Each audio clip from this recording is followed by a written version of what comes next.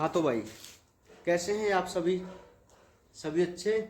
चलिए, तो जैसा कि आपको पता है, अपने चैप्टर नंबर 20 में कल की वीडियो में हमने एक बहुत ही इम्पोर्टेंट टॉपिक किया था और जिसका नाम है बायोगैस यानी कि गोबर गैस।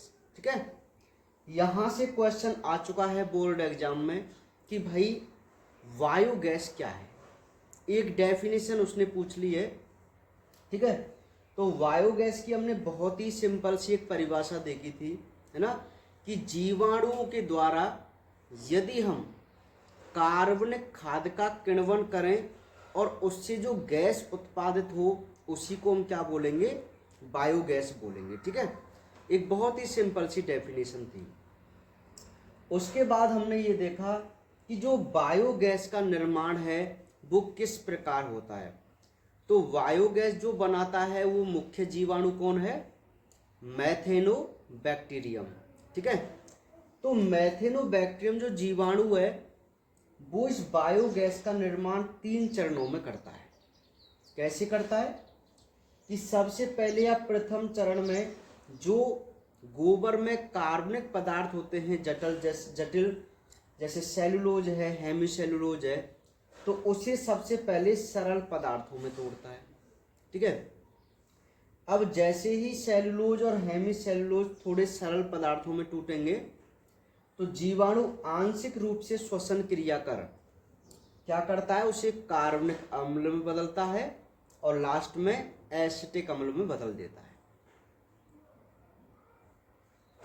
अब जैसे ही एसिटिक अम्ल बन जाता है तो मैथेनोबैक्टीरियम जीवाणु उस एसिटिक अम्ल को अवायवीय श्वसन कर मेथेन में ऑक्सीकृत कर देता है, यानी कि मैथेन गैस बना देता है। और जो मैथेन गैस होती है वही हमारी इम्पोर्टेंट गैस होती है जिसका उपयोग हम जलाने के लिए करते हैं। ठीक है, तो कल हमने यहाँ तक इसको बहुत अच्छी तरीके से देख लिया था। ठीक है, तो अब जो हम बात करते हैं वो इसके डायग्राम के बारे में बात करते हैं। ठीक है, कि आखिर जो गोबर गैस संयंत्र है उसका नामांकित चित्र किस प्रकार बनाया जाए। तो ये भी अपने आप में इंपॉर्टेंट क्वेश्चन है भाई, आपसे पूछ सकता है एक नामांकित चित्र गोबर गैस संयंत्र का।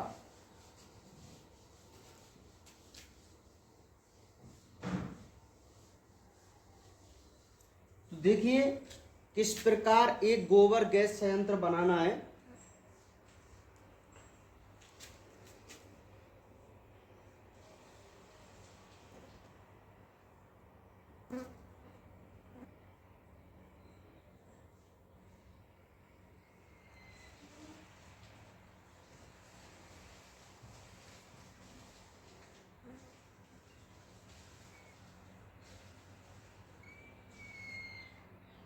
ठीक है भाई, एक सबसे पहले आपको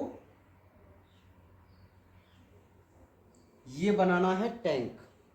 ठीक है, एक ये टैंक है और इसके अंदर एक और छोटा सा टैंक सा होता है।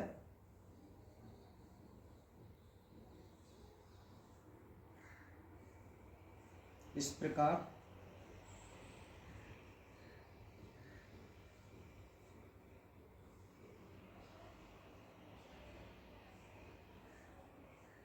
है ना। बात को जरा ध्यान समझ रहे हैं आप मेरे को? बहुत ही सिंपल तरीके से हमने गोबर गैस संयंत्र का चित्र बनाना है। सबसे पहले आपको क्या करना है? एक बड़ा टैंक बनाना है, उसके अंदर छोटा सा एक टैंक सा बनाना है। ठीक है,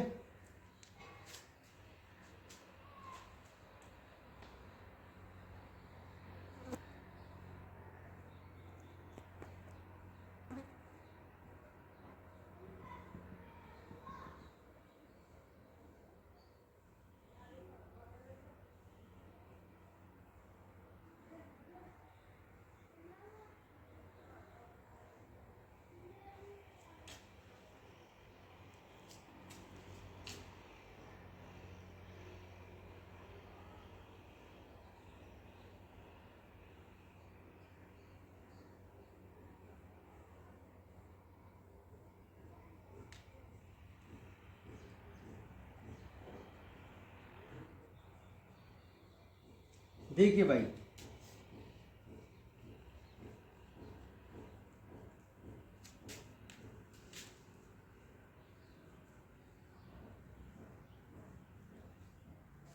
अब ध्यान से देखिए, ये जो आपके सामने चित्र है वो एक गोबर गैस संयंत्र का चित्र है।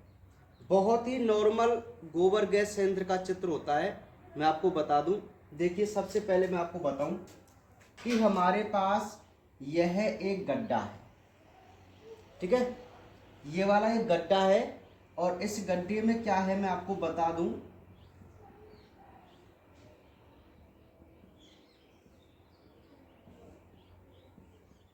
ये देखो जो गोबर होता है उस गोबर को हम एक गड्ढे में डालते हैं और उसमें डालते हैं पानी, जिससे उसके बन जाता है ये कड़दम। क्या बोलते हैं उसको? कड़दम। गोबर और पानी का जो मिश्रण होता है उसे हम कड़दम बोल के चलते हैं। तो इस गड्ढे में गोबर और पानी का मिश्रण भरा हुआ है। यहाँ से एक नाली हमने, एक ट्यूब हमने जोड़ रखा है जो डायरेक्ट जाता है हमारे डाइजेस्टर में। ये बहुत इंपॉर्टेंट है। ये जो टैंक आपको दिख रहा है यह डाइजेस्टर टैंक है ना, इसको हम डाइजेस्टर बोलते हैं। और यहाँ पर O2 की अनुपस्थिति होती है इस टैंक में। क्या देखो, यहाँ ऑक्सीजन है लेकिन यहाँ पर ऑक्सीजन नहीं होती इस डाइजेस्टर टैंक में, ठीक है। तो जो गोबर पानी का मिश्रण है, गोबर पानी का जो मिश्रण है वो इस ट्यूब के माध्यम से कहाँ पे आता है?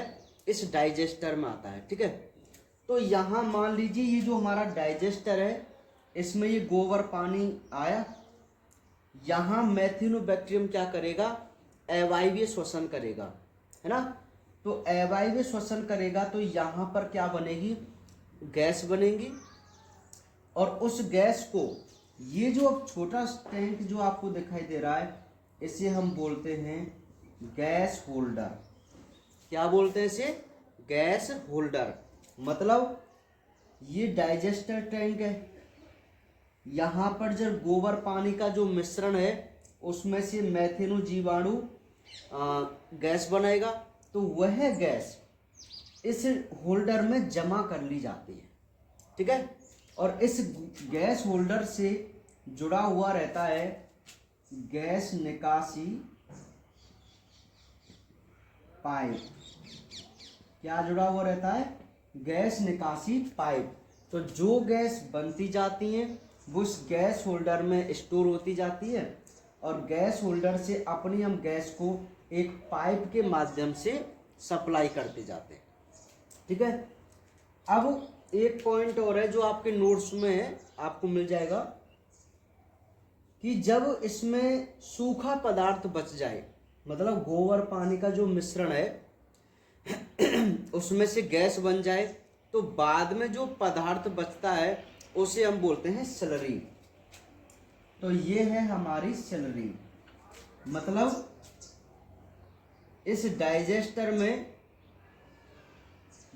गैस बनने के बाद जो गोबर पानी का मिश्रण बचेगा जिसमें से गैस को हम निकाल लेंगे उसको हम बोलते हैं स्लरी, या मैं देसी भाषा में कहूँ खाद। क्या बोलते हैं उसको? खाद। और उस खाद को हम अलग से टैंक में निकाल लेते हैं और उसे अपने खेतों में काम में लेते हैं, ठीक है। तो ये है भाई एक गोबर गैस संयंत्र। क्या है ये? गोबर गैस संयंत्र। तो आप मुझे बताइए गोबर गैस संयंत्र का डायग्राम बनाना कितना इजी है? बहुत सिंपल है, टैंक से बनाना है और बस ये दो बना दीजिए और कुछ नहीं है इसमें। समझ में आ रही मेरी बात? नहीं आ रही? ठीक है, तो आराम से आप बता सकते हैं, इसको नहीं बता सकते, है ना। बहुत सिंपल है गोबर गैस संयंत्र बनाना। चलिए बना लेंगे इसको, है ना।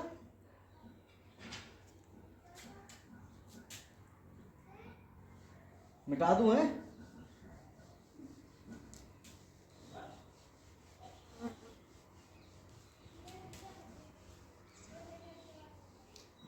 अब ये जो है वो हमारा तीसरा स्रोत हुआ भाई। समझ में आ रही मेरी बात? है ना।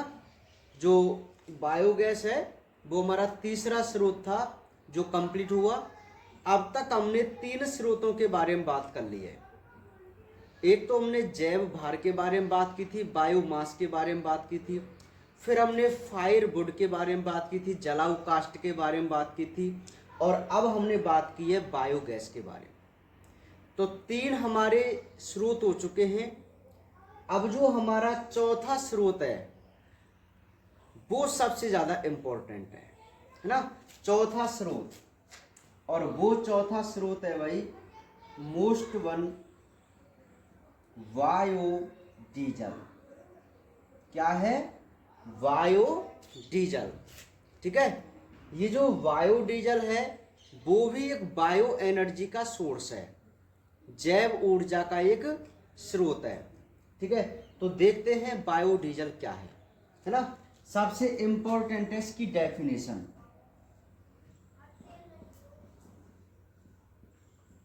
जैविक पदार्थों से प्राप्त डीजल जैसे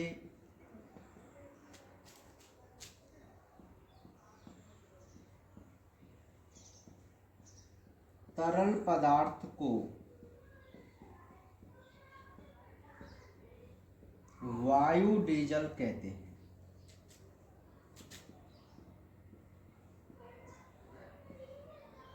इसका रासायनिक नाम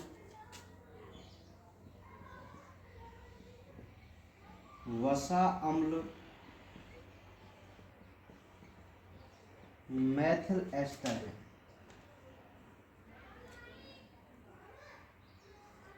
देखिए भाई, सबसे पहले इन्हीं पॉइंटों पर आप ध्यान दीजिए क्योंकि ये बहुत इंपॉर्टेंट क्वेश्चन के रूप में है।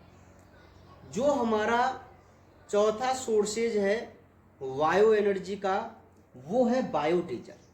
क्या है भाई? बायोडीजल। तो बायोडीजल की जो डेफिनेशन है वो क्या होती है? बहुत सिंपल रूप से आप समझना। बायोमास की उसने डेफिनेशन पूछ ली है तो आपसे बायोडीजल की परिभाषा पूछने के चांसेस बनते हैं। ठीक है, वो आपसे पूछ लेगा कि बायोडीजल क्या है। एक बहुत सिंपल सी डेफिनेशन है। तो जैविक पदार्थों से कोई भी जैविक स्रोत, मोस्टली मैं आपको बता दूं अपने प्लांट्स है ना, तो जैविक पदार्थों से प्राप्त यदि कोई डीजल के समान कोई हमें लिक्विड मिले, कोई भी जैविक पदार्थ है ना भाई, उससे यदि हम कोई डीजल जैसा पदार्थ बना लें या प्राप्त करें तो हम उस पदार्थ को क्या बोलेंगे? बायोडीजल बोलते हैं, है ना। क्या बोलते हैं? बायोडीजल। समझ रहे आप मेरी बात को? बायोडीजल क्या है? जैविक पदार्थों से कोई डीजल जैसा तरल पदार्थ प्राप्त हो तो हम उसे बायोडीजल बोलते हैं। तो बायोडीजल की बहुत नॉर्मल सी डेफिनेशन है। फिर बात आती है कि इस बायोडीजल का रासायनिक नाम क्या है। तो मैं आपको बता दूं, बायोडीजल का जो रासायनिक नाम है वो है वसा अम्ल मैथिल एस्टर। तो ये 2 क्वेश्चन बहुत इंपॉर्टेंट है, डेफिनेशन और इसका केमिकल नाम। तो डेफिनेशन और केमिकल नाम आपको यही याद हो जाने चाहिए। ठीक है, समझ रहे आप मेरी बात को? नेक्स्ट, इसकी खोज रूडोल्फ डीजल ने की। एक रूडोल्फ डीजल नाम के वैज्ञानिक थे, उन्होंने इसकी खोज की और इन्होंने एक इंजन बनाया जो इसी डीजल से चलता था, बायोडीजल से। ठीक है, तो रूडोल्फ डीजल नाम के जो वैज्ञानिक थे उन्होंने इस बायोडीजल की क्या की? खोज की। तो हालांकि कभी भी हमसे बोर्ड एग्जाम में खोजकर्ता वाले क्वेश्चन नहीं पूछे जाते, है ना। बिल्कुल भी कभी भी आपसे कोई वैज्ञानिक के नाम से लेकर क्वेश्चन नहीं आएंगे बोर्ड एग्जाम में। ठीक है, तो अब हम नेक्स्ट बात करते हैं इसके स्रोत की, कि बायोडीजल के स्रोत क्या हैं। तो इसके 2 स्रोत होते हैं भाई। पहला है वानस्पतिक वसीय तेल और सेकंड है पेट्रोप्लांट। ठीक है, तो इस बात को आप याद रखिए। देखो बिल्कुल हम बहुत अच्छी तरीके से आपको नोट्स लिखा रहे हैं, हर पॉइंट को मैं आपको यहाँ पे बता रहा हूँ।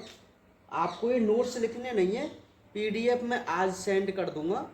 ठीक है, हाँ समझ रहे ना आप मेरी बात को। हाँ कोई दिक्कत वाली बात नहीं है, नॉर्मल चैप्टर है तो आपको ये लगभग यहीं पर याद हो जाते हैं ना।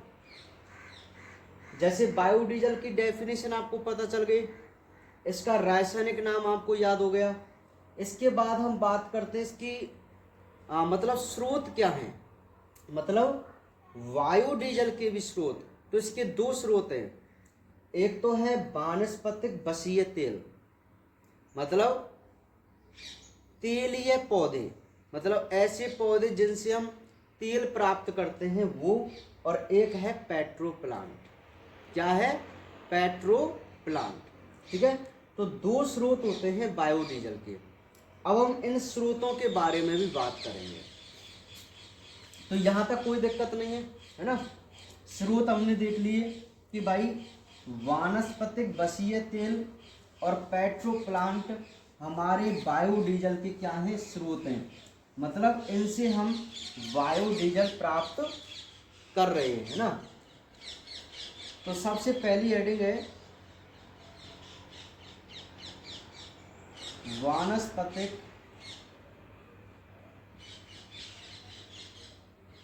वसीय तेल। ठीक है, तो देखिए कुछ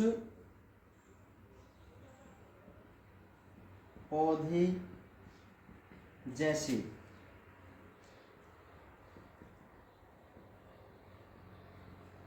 सोयाबीन, सरसों, मूंगफली, रतनजोत, करंज आदि से प्राप्त तेल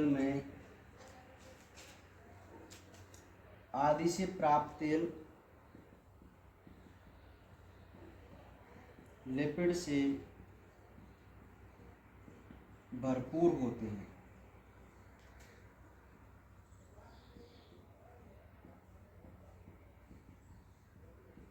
इस लिपिड का एस्टरीकरण कराने पर जो तेल प्राप्त होता है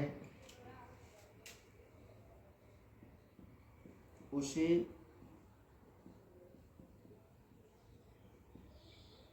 बायोडीजल कहते हैं।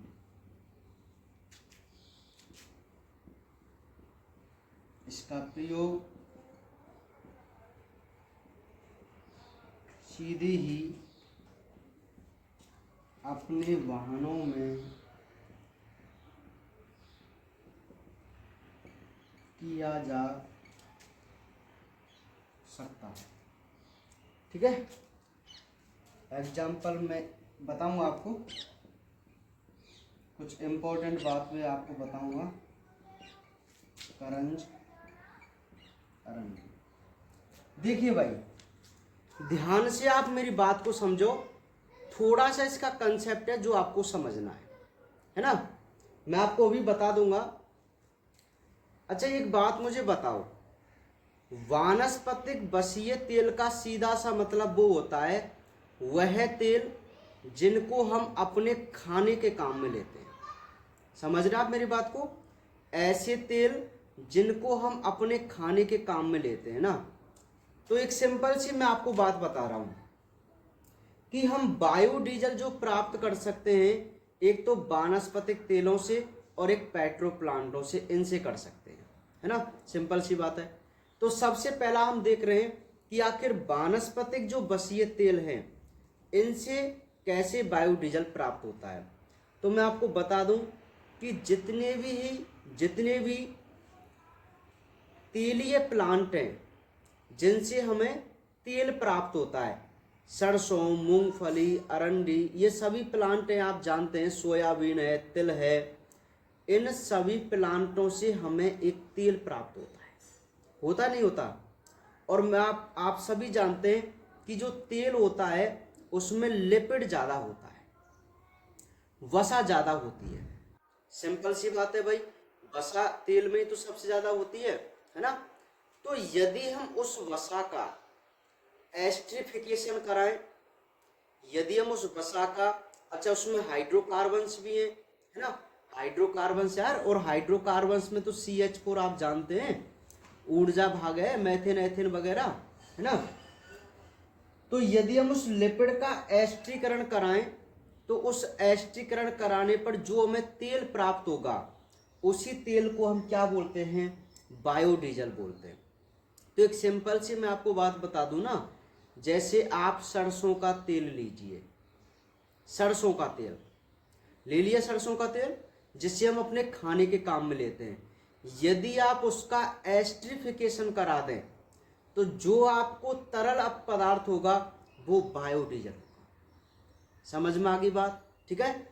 तो हम किसी भी प्लांट के तेल का यदि एस्ट्रिफिकेशन कराएं, अब आप एस्ट्रीकरण बहुत अच्छी तरीके से जानते हैं केमिस्ट्री में कैसे होता है ना, तो उसका एस्ट्रिफिकेशन कराएं तो जो हमें तेल प्राप्त होगा हम उसे बायोडीजल बोलेंगे, और इसे बिना रूपांतरित किए गए अपने वाहनों के इंजन में इसका प्रयोग कर सकते हैं, ठीक है।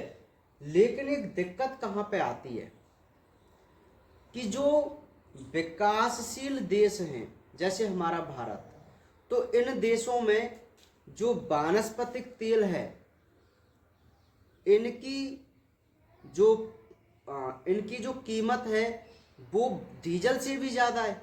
अरे भाई एक बात मुझे बताओ, सरसों का तेल 120 रुपये kg चल रहा है, लीटर चल रहा है, चल रहा है नहीं चल रहा। तो भाई आप 120 रुपये लीटर की चीज़ से कोई 80 रुपये लीटर वाली पदार्थ बनाएंगे क्या? एक बात मुझे बताओ आप, है ना भाई, हमारे यहाँ पर जो वानस्पतिक तेल है ना वो डीजल से भी महंगा है। तो हम पता है क्या करते हैं, जो विकासशील देश हैं उनमें वानस्पतिक तेल, मतलब जो ऐसे प्लांट जिनके तेलों को हम अपने खाने के काम में लेते हैं उनसे बायोडीजल प्राप्त नहीं करते, लेकिन इनके स्थान पर हम उन तेलों से बायोडीजल निकाल सकते हैं जो हमारे कोई काम के नहीं होते। जैसे रतन जोत है, जैट्रोपा कर्कस एक नाम का प्लांट है रतन जोत, करंज है, करंज करंज का पौधा आपने देखा होगा, है ना, जिसमें ऐसे बीज लगते हैं, मतलब बड़ी गुठली सी लगती है बीज में इस प्रकार की, ठीक है, और बीच में एक छोटी सी गुठली निकलती है ना, आप जानते हैं यार करंज, है ना, मैं वहां पे तो आपको बता भी देता क्लास में। तो करंज जो होता है उसके बीजों से भी तेल निकलता है। अब भाई उस तेल का प्रयोग हम अपने खाने के लिए बिल्कुल भी नहीं करते, तो वो हमारे कोई काम का नहीं है, तो हम उससे अपना बायोडीजल प्राप्त कर रहे हैं, समझ रहे। तो अरंडी है, करंज है, रतनजोत है, महुआ है, ये ऐसे प्लांट हैं जिनसे हम बायोडीजल प्राप्त कर रहे हैं। समझ में आ गई मेरी बात, ठीक है। तो ये है वानस्पतिक बसीय तेल, मतलब कोई खास ज़्यादा इम्पोर्टेंट नहीं है और ना ही कोई क्वेश्चन के रूप में आ सकता है, कम चांस है, लेकिन फिर भी हमें ये याद करना है। और याद करना कोई टिपिकल नहीं है, बहुत सिंपल सी बात है, अपने दिमाग में फिक्स रखो कि ऐसे प्लांट जिनसे हमें वानस्पतिक तेल प्राप्त होते हैं यदि हम उनका एस्ट्रिफिकेशन करा दें तो बायोडीजल मिल जाएगा, सिंपल सी बात है, ठीक है। लेकिन हम विकासशील देश के हैं तो हम अपने उन प्लांटों को काम में ना लेकर रतन जोत, करंज, अरंडी आदि के तेलों से बायोडीजल प्राप्त कर सकते हैं, सिंपल। तो ये बात है भाई पहले स्रोत की, जिसको हम क्या बोलते हैं, वानस्पतिक बसीय तेल बोलते हैं, ठीक है। चलिए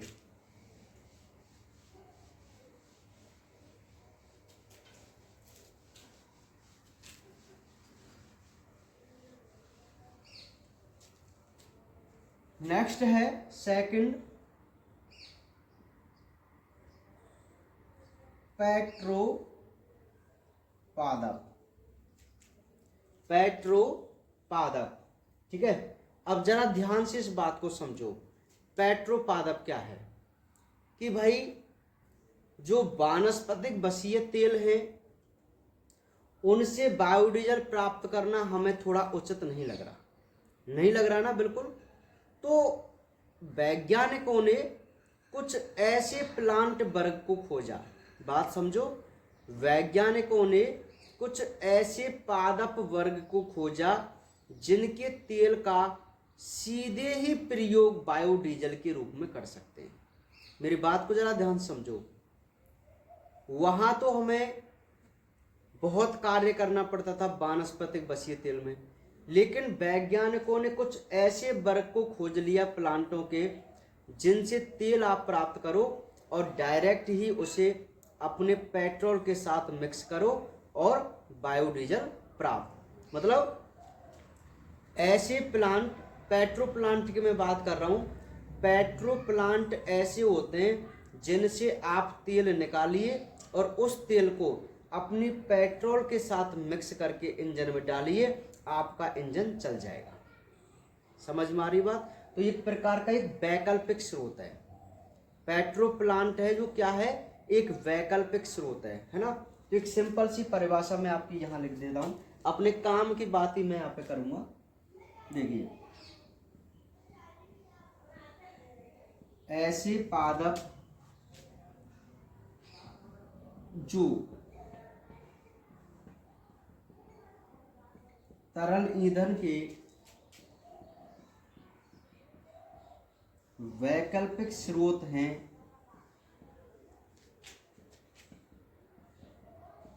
पेट्रोपादप कहलाते हैं तथा इन पादपों की कृषि को पेट्रो कृषि कहते हैं। यहाँ पर दो डेफिनेशन है जो आपको बहुत अच्छी तरीके से याद करनी है, दो डेफिनेशन जो आपसे पूछी जा सकती हैं। एक परिभाषा कि पेट्रो पादप क्या है और एक परिभाषा कि पेट्रो कृषि क्या है। बात को जरा ध्यान समझो, आपसे पूछ लेगा पेट्रो पादप क्या है और पेट्रो कृषि क्या है। तो देखिए, ऐसे पादप जो तरल ईंधन के वैकल्पिक स्रोत हैं या वैकल्पिक स्रोत हो सकते हैं, पेट्रो पादप कहलाते हैं। और पेट्रो पादप की कृषि को हम क्या बोलते हैं, पेट्रो कृषि बोलते हैं। तो एक सिंपल सी बात है, कोई ज़्यादा दिक्कत वाली बात नहीं है। नहीं आई बात समझ में? कोई आपसे पूछ ले कि पेट्रो पादप की डेफिनेशन बताइए, तो आप सिंपल बोलेंगे ऐसे पादप जो तरल ईंधन के वैकल्पिक स्रोत हैं उन्हें हम पेट्रो पादप कहते हैं। और यदि हम पेट्रो पादप की खेती करेंगे तो उसे हम पेट्रो कृषि बोलेंगे। समझ में आ रही बात? तो एक सिंपल सी डेफिनेशन आपको यही याद रखनी है पेट्रो पादप में। ठीक है, इसके एग्जाम्पल मैं आपको बता देता हूं। एग्जाम्पल है इसके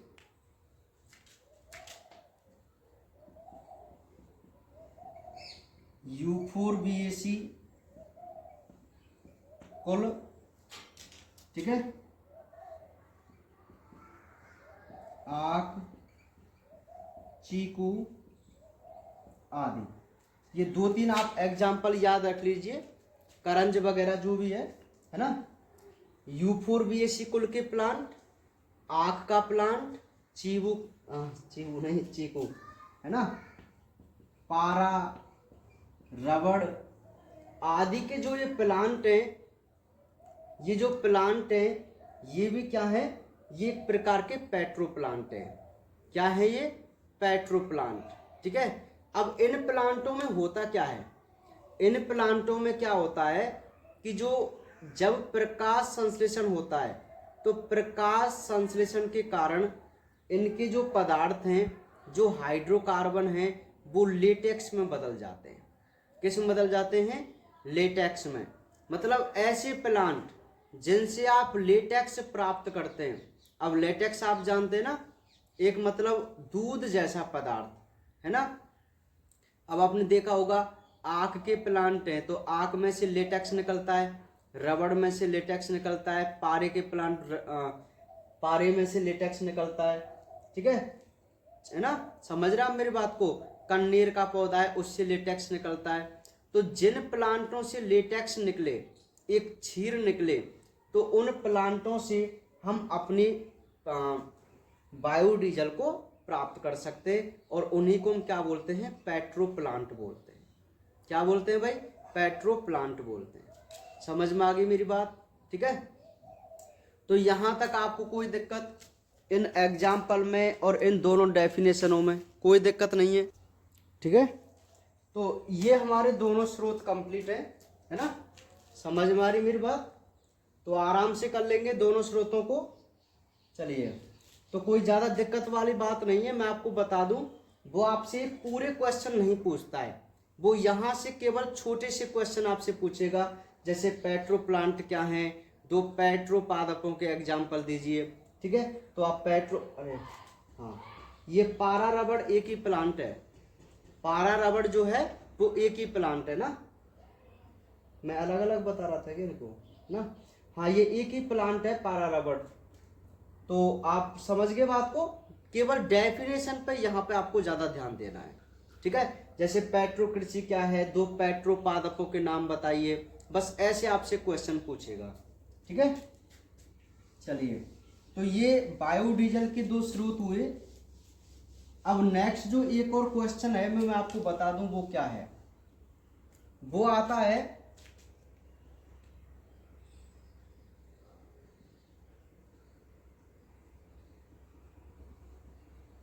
भारत एवं राजस्थान में बायोडीजल का उत्पादन। इस बात को भी आप जरा ध्यान समझो कि भारत और राजस्थान में जो बायोडीजल है उसके उत्पादन के संदर्भ में कुछ बातें आप बताइए ना, कुछ टिप्पणी करनी है। मतलब जैसे वो यहाँ से 2 नंबर का क्वेश्चन पूछ ले कि भारत एवं राजस्थान में बायोडीजल के उत्पादन पर टिप्पणी कीजिए, ऐसा यहाँ से क्वेश्चन बन सकता है। तो आपको डायरेक्ट क्या लिखना है यहाँ पर, रतनजोत से निकलने वाला तेल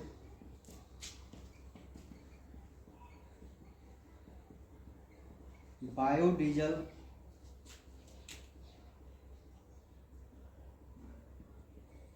के रूप में काम आता है, अतः योजना आयोग ने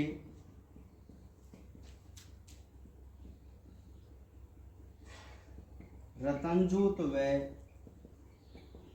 करंज को उगाने की योजना बनाई, है ना।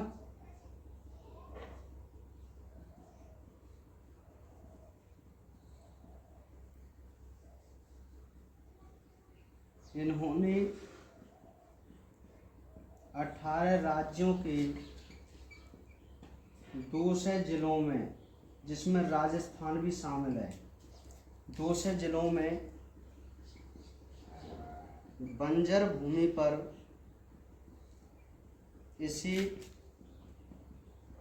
उगाने की योजना चलाई। ठीक है, राजस्थान के मुख्यमंत्री की अध्यक्षता में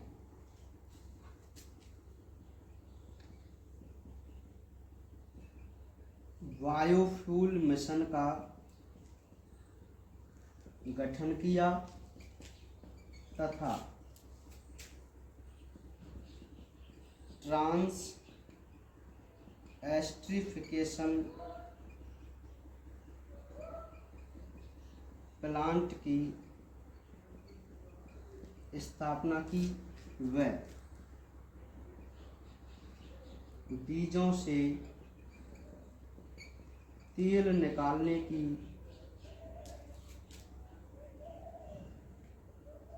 इकाई स्थापित की। ठीक है, तो देखिए ये 2 नंबर का एक क्वेश्चन है, मैं आपको इसलिए जरा अलग से इसको बता रहा हूं कि भारत एवं राजस्थान में जो बायोडीजल का उत्पादन हो रहा है उसकी व्याख्या कीजिए या उस पर टिप्पणी कीजिए, है ना। तो मैं आपको बता दूं कि रतनजोत जो प्लांट है उससे जो तेल निकलता है उसे हम बायोडीजल के रूप में काम में लेते हैं। ठीक है, तो योजना आयोग ने क्या किया, रतनजोत और करंज को उगाने की योजना बनाई, है ना, कि रतनजोत और करंज की खेती की जाए। तो उन्होंने क्या किया, 18 राज्यों के 2 से जिलों में, अब ये तो भारत की बात चल रही टोटल, है ना, 18 राज्यों के 2 से जिलों में जिनमें राजस्थान भी सम्मिलित है, वहां की बंजर भूमि पर इनकी खेती करने की योजना चलाई जा रही है। ठीक है, तो राजस्थान के जो मुख्यमंत्री थे उनकी अध्यक्षता में एक बायोफ्यूल मिशन का गठन किया गया और इसी के साथ साथ ट्रांस एस्ट्रिफिकेशन प्लांट की स्थापना की। और भाई एस्ट्रिफिकेशन करेंगे तभी तो बायोडीजल मिलेगा, तो ट्रांस एस्ट्रिफिकेशन प्लांट भी बनाया गया राजस्थान में। और उसी के साथ बीजों से तेल निकालने की जो कंपनियां थी वो भी स्थापित की गई है। अब ये नीचे वाला काम है ये तो राजस्थान का है, ये ऊपर वाला भारत का है। तो भारत और राजस्थान में बायोडीजल के उत्पादन संदर्भ में क्या चल रहा है वो ये बात है।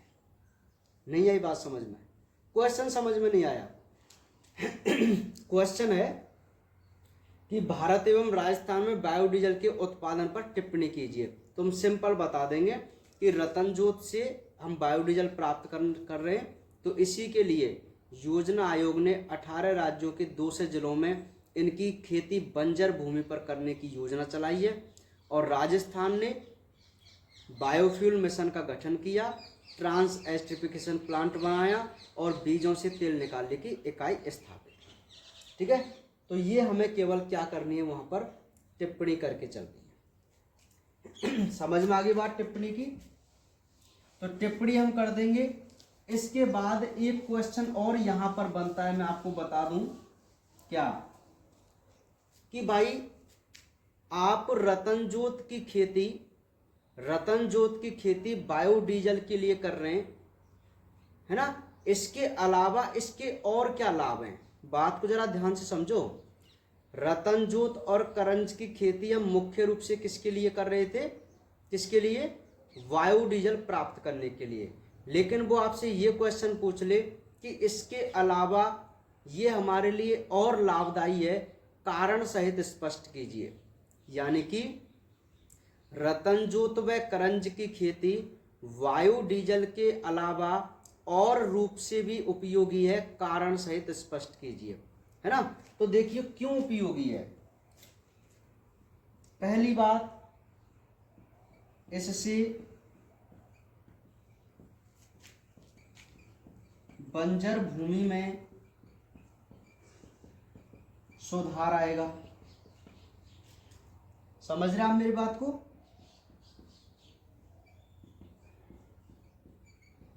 बंजर भूमि का कटाव रुकेगा। नेक्स्ट, इससे किसानों को रोजगार मिलेगा। देख लीजिए भाई, मतलब रतनजोत की खेती से हम बायोडीजल तो प्राप्त करेंगे ही करेंगे, उसके अलावा इससे और क्या लाभ हो जाएंगे हमें। एक तो जो बंजर भूमि है उसमें सुधार आएगा, बिल्कुल आएगा कि नहीं आएगा भाई। बंजर भूमि तो हमारे कोई काम की नहीं है, लेकिन ऐसा करने से हम अपने उस बंजर भूमि को भी सुधार कर सकते हैं और वर्तमान में हो सकता है उसमें कोई अपनी नकदी फसल भी करें।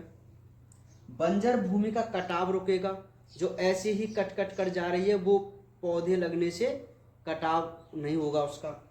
और सबसे बड़ी बात कि भाई जब कोई सरकार योजना चलाएगी उसको उगाने की, तो उसके लिए मजदूर चाहिए और मजदूरी जो करेगा उसको भैया पैसा मिलेगा।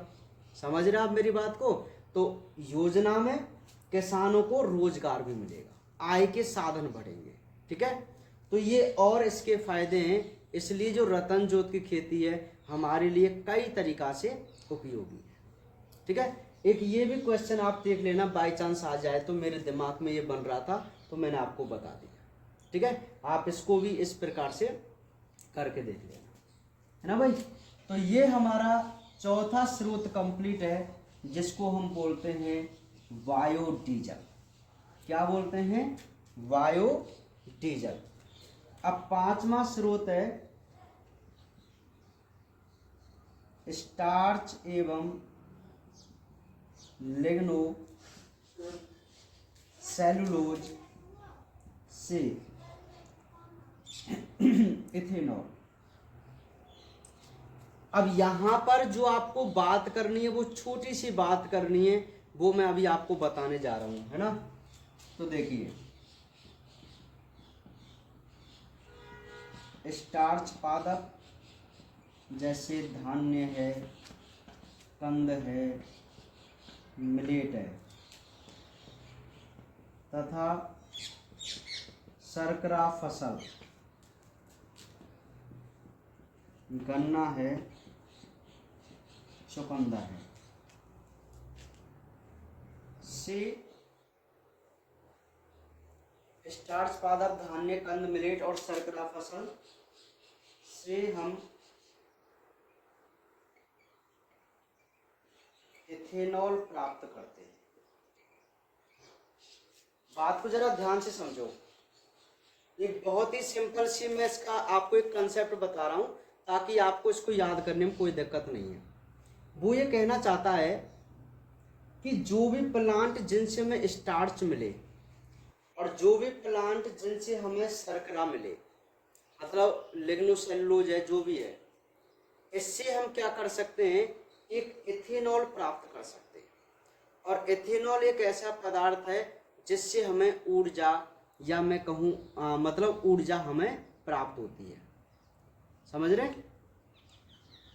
तो यहाँ पर आपको एक ही डेफिनेशन याद करनी है इस पूरे पॉइंट में, वो क्या है,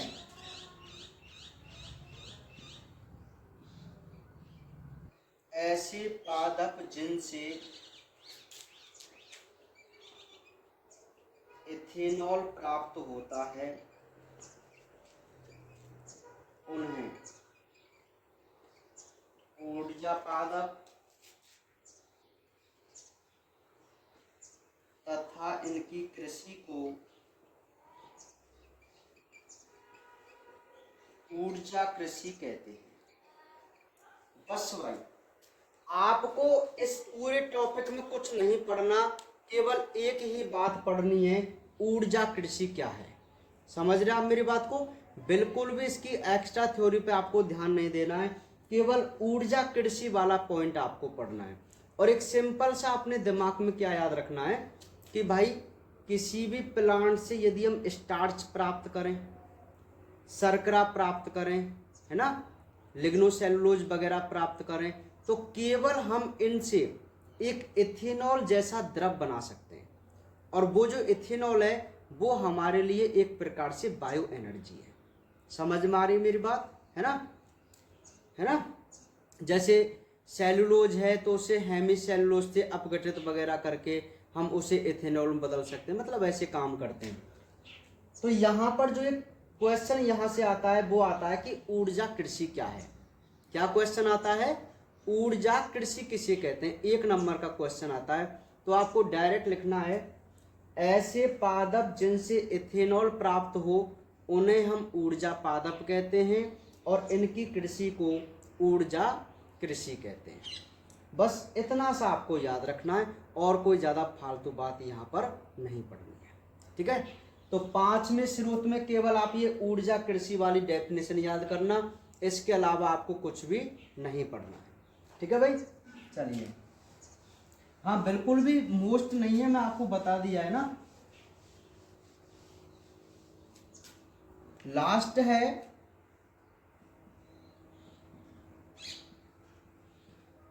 शैवालीय हाइड्रोजन फैक्ट्री।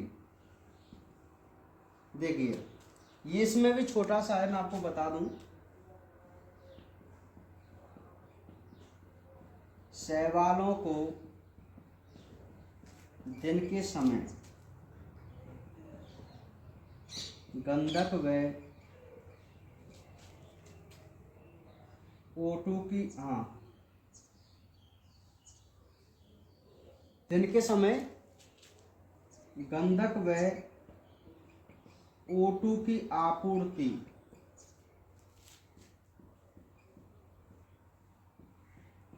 अवरुद्ध कर दी जाए तो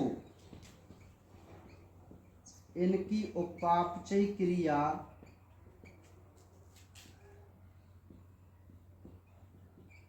बदल जाती है तथा ये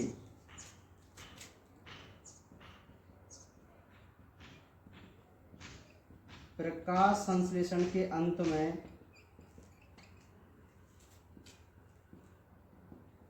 O2 के स्थान पर H2 उत्पन्न करेंगे, जो कि अत्यंत ज्वलनशील है। देखिए भाई, शैवालीय हाइड्रोजन फैक्ट्री, ये टॉपिक क्या कहता है मैं आपको बता दूं कि जो शैवाल होते हैं वो फोटोसिंथेसिस की क्रिया करते हैं, प्रकाश संश्लेषण करते हैं, है ना। तो जनरली क्या होता है कि शैवाल जो गंधक में रहते हैं, मतलब है ना, 11th क्लास में मैंने आपको बताया था शैवाल भी कई टाइप्स के होते हैं ना, रहने के आधार पर। तो शैवालों को यदि हम दिन के समय गंधक और ऑक्सीजन की आपूर्ति बंद कर दें, यानी कि उनको गंधक और ऑक्सीजन नहीं मिले, तो उनकी उपापचय क्रिया बदल जाती है, जिससे जब वो प्रकाश संश्लेषण करेंगे तो पहले वो ऑक्सीजन बनाते थे, लेकिन इनकी आपूर्ति अवरुद्ध कर दें तो वो ऑक्सीजन के स्थान पर हाइड्रोजन उत्पन्न करेंगे। और आप सभी जानते हैं हाइड्रोजन एक ज्वलनशील गैस है नहीं। तो यदि ऐसा संभव हो जाए तो हमें जैव ऊर्जा हमेशा इससे प्राप्त होती रहेगी और कभी भी ऊर्जा की कमी नहीं आएगी। मतलब एक बहुत बड़ी बात साबित होगी ये बायो एनर्जी के क्षेत्र में, यदि ऐसा संभव हो जाए तो। अभी इसके प्रयास चल रहे हैं, है ना। तो जब ये ऐसा हो जाएगा तो हम इसे शैवालीय हाइड्रोजन फैक्ट्री बोलेंगे, नहीं बोलेंगे, ठीक है। तो इसलिए इसका नाम शैवालीय हाइड्रोजन फैक्ट्री है। एक कंसेप्ट है, सिंपल सा है, शैवाल को ऑक्सीजन गंधक रोक दो तो फोटोसिंथेसिस के समय वो H2 प्रोड्यूस करेगा, बस यही है। और यदि वो H2 प्रोड्यूस करेगा तो वो की एक ज्वलनशील गैस है, तो हमारे पास एक भंडार मिल जाएगा गैस का, ये, ठीक है। तो भाई भक्तजनों, ये हमारा चैप्टर नंबर 20 भी कंप्लीट है, ठीक है। बहुत ही सिंपल से चैप्टर हैं, चैप्टर नंबर 19 और चैप्टर नंबर 20। तो इनकी पूरी थ्योरी वगैरह आप याद कर लेना। अब कल कौन सा चैप्टर होगा, और कल वैसे आपका टेस्ट है, तो आप टेस्ट की बहुत अच्छी तरीके से तैयारी करना, 2 और 3 चैप्टर को ज़्यादा ध्यान से पढ़ना, ठीक है। तो नेक्स्ट डे कौन सा चैप्टर पढ़ाएंगे वो मैं आपको तभी बताऊंगा, ठीक है।